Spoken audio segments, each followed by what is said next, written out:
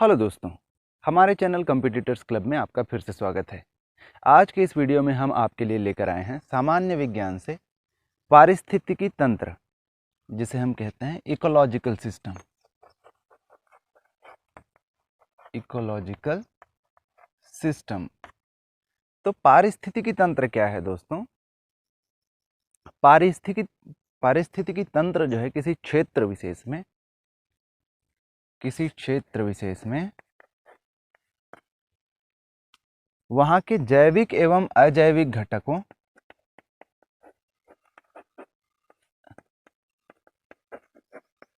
जैविक घटकों के परस्पर अंतर संबंध से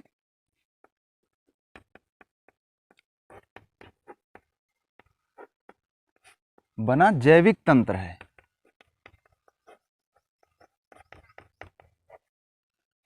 तो हम कह रहे हैं कि पारिस्थितिकी तंत्र जो है किसी क्षेत्र में वहाँ के जैविक एवं अजैविक घटकों के परस्पर अंतर संबंधों से बना जैविक तंत्र है। जैविक तंत्र है मतलब वहाँ पे जीवन होगा, तो वहाँ के जो जैविक और अजैविक घटक होंगे उनके बीच संबंध होगा, अंतर संबंध, और ये किसी क्षेत्र पे या क्षेत्र विशेष पे होंगे। उदाहरण के तौर पे समझते हैं हम एक घास का एक मैदान है। तो घास के एक मैदान में जैविक घटक क्या होंगे?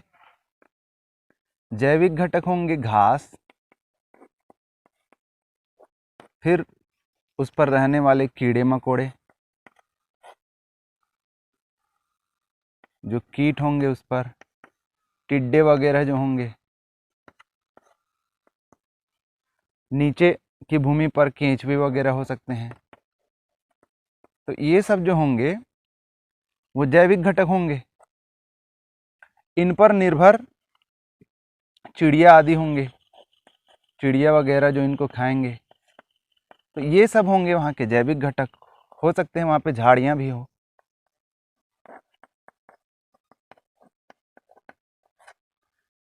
अजैविक घटक क्या है?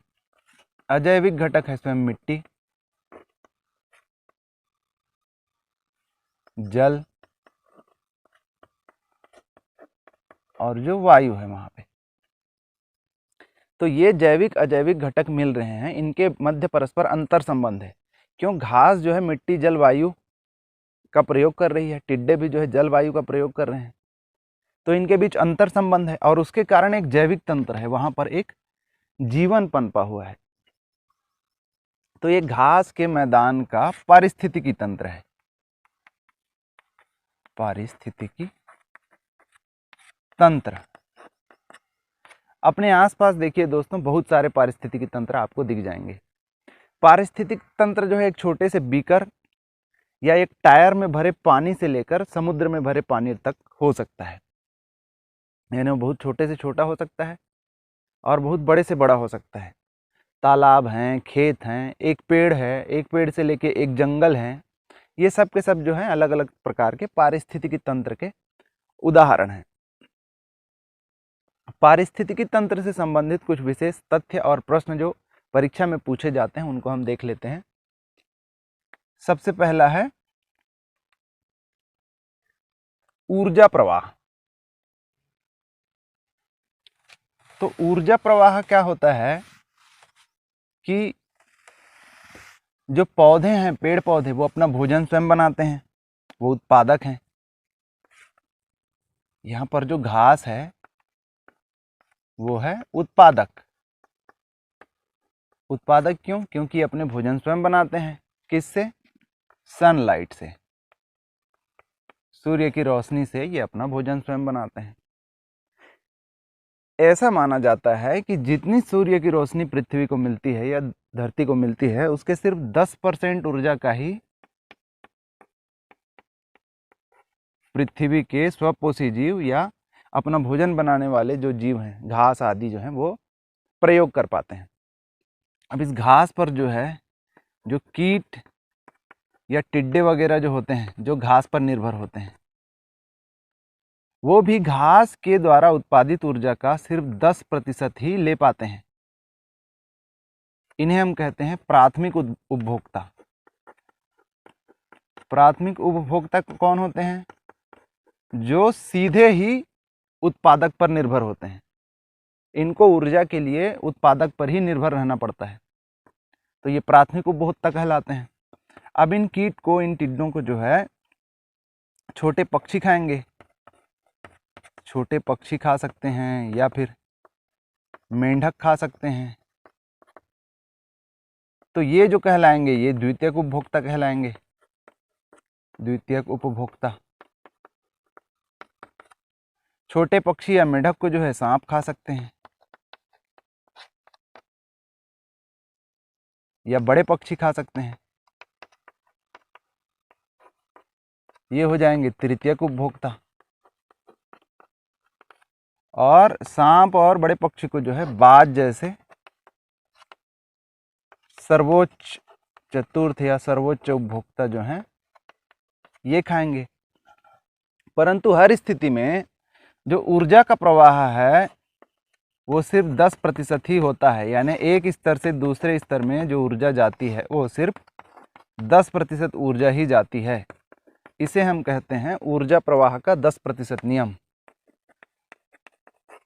ऊर्जा प्रवाह का 10% नियम, कि एक स्तर से दूसरे स्तर में या प्राथमिक उपभोक्ता से दूसरे द्वितीयक उपभोक्ता में या द्वितीयक से तृतीयक उपभोक्ता में ऊर्जा का जो प्रवाह है वो सिर्फ 10% ही होता है। शेष 90% क्या होता है? शेष 90% की हानि हो जाती है। शेष 90% की हानि या फिर ह्रास हो जाता है। तो इसे कहते हैं ऊर्जा प्रवाह का 10% नियम। इससे संबंधित एक है आपका जैव भार का पिरामिड। पिरामिड से संबंधित प्रश्न आते हैं। जैव भार का पिरामिड, इसका क्या मतलब है कि अगर इस स्तर पर हम देखें, अलग भिन्न भिन्न जो स्तर हैं उपभोक्ता या फिर उत्पादक के, सामान्यतः उत्पादक जो है कि होता है, उपभोक्ता जो है प्राथमिक द्वितीयक तृतीयक होते हैं। तो इनका जैव भार अगर देखें, जैव भार कहने का मतलब ये जब जीवित अवस्था में है तो उनका अगर भार निकालें तो हम क्या देखेंगे कि जो घास हैं, हरे घास हैं, उनका जो भार होगा वो वहां पे उपस्थित कीट टिड्डों के भार से ज्यादा होगा। तो यहाँ पे हो जाएंगे घास, ये ज्यादा है। फिर कीट टिड्डों का जो है मांस उससे कम होगा, उसका जो भार होगा। कीट जो है, छोटे पक्षियों का जो मांस होगा क्षेत्र में जितने उपस्थित कीट हैं उनसे भी कम होगा। और सांप या फिर जो बाज हैं, चतुर्थक या तृतीयक उपभोक्ता हैं, उनका जो है और कम होगा। तो हम क्या देखते हैं कि जैसे जैसे हम उत्पादक से उपभोक्ता की ओर बढ़ रहे हैं उनका जो वजन है या मास है वो कम होता जा रहा है। तो ये जैव भार का जो पिरामिड बना है ये है सीधा पिरामिड। प्रश्न आपसे किस प्रकार पूछ सकता है कि आपको एक पारिस्थितिकी तंत्र दे दिया, घास के मैदान का पारिस्थितिकी तंत्र में जैव भार का पिरामिड सीधा बनेगा या उल्टा। एक और एग्जांपल ले लेते हैं, जैव भार का पिरामिड उल्टा भी बन सकता है। कहाँ पे? चलिए समुद्र के किसी भाग का हम ले लेते हैं उदाहरण। समुद्र के किसी भाग का उदाहरण ले लेते हैं या समुद्र का उदाहरण ले लेते हैं। तो वहां पे उत्पादक कौन होंगे? जो शैवाल हैं या फिर छोटे प्लैंकटन हैं। शैवाल या प्लैंकटन, ये होंगे उत्पादक। फिर शाकाहारी मछलियां हैं या छोटी मछलियां हैं। छोटी मछलियां जो हैं वो प्राथमिक उपभोक्ता होंगी। उनसे बड़ी मछलियां होंगी या जीव जो होंगे वे होंगे द्वितीयक उपभोक्ता। और हो सकता है इनसे भी बड़ी मछलियां हों, या फिर जैसे शार्क या व्हेल हैं, व्हेल आदि हैं, व्हेल के या शार्क हैं, वो हो जाएंगे तृतीयक उपभोक्ता या फिर सर्वोच्च भी हो सकते हैं। तो इस स्थिति में हम क्या देखते हैं कि जो शैवाल या प्लैंकटन हैं उनका जो उस क्षेत्र विशेष में जैव भार जो है बहुत कम है, और शाकाहारी मछलियाँ जो छोटी मछलियाँ हैं उनका उससे ज़्यादा, बड़ी मछलियों का उससे ज़्यादा। और व्हेल और शार्क जैसे तो ऐसे हैं कि एक व्हेल ही बहुत सारी छोटी मछलियों या फिर बहुत बड़े एरिया के शैवाल या प्लैंकटन के भार से ज़्यादा होंगे। तो इस स्थिति में जो जैव भार का पिरामिड बनेगा वो उल्टा बनेगा। क्यों? क्योंकि जो बड़ी मछली होगी उसका जैव भार सबसे ज़्यादा है, फिर छोटी मछलियों का उससे कम। यह है व्हेल या शार्क जैसी मछली, फिर बड़ी मछली, फिर छोटी मछली और फिर उत्पादक। तो अगर समुद्र का हम लें तो जो जैव भार का पिरामिड होगा वो उल्टा बनेगा। तो आपको किसी भी पारिस्थितिकी तंत्र का क्वेश्चन पूछ सकता है, आपको वहाँ का वहाँ पे उपभोक्ता कैसे हैं, वहाँ पे उत्पादक कैसे हैं, इनके बारे में सोच कर ही आपको बताना पड़ेगा। एक होता है जैव भार का पिरामिड जो हमने देखा, दूसरा होता है ऊर्जा पिरामिड।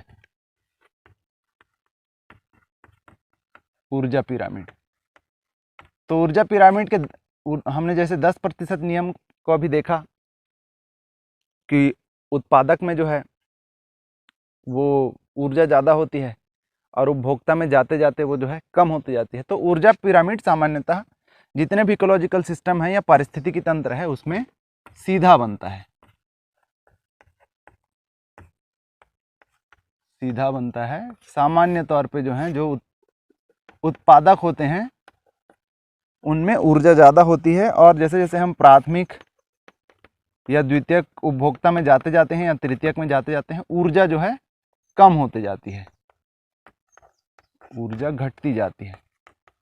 इसलिए ऊर्जा पिरामिड सीधा बनता है। तो पिरामिड बनाते समय आपको क्या ध्यान रखना है कि उत्पादक हमेशा नीचे की तरफ होंगे, फिर जो है प्राथमिक द्वितीयक जो है ऐसा ऊपर बढ़ते जाएंगे। उत्पादक हमेशा नीचे रहेंगे और उपभोक्ता जो है फिर प्राथमिक द्वितीयक तृतीयक सर्वोच्च ऐसा ऊपर की ओर बढ़ते जाएंगे। तो ये दो चीज़ें, इनसे प्रश्न जो है पूछ सकता है पारिस्थितिकी तंत्र से।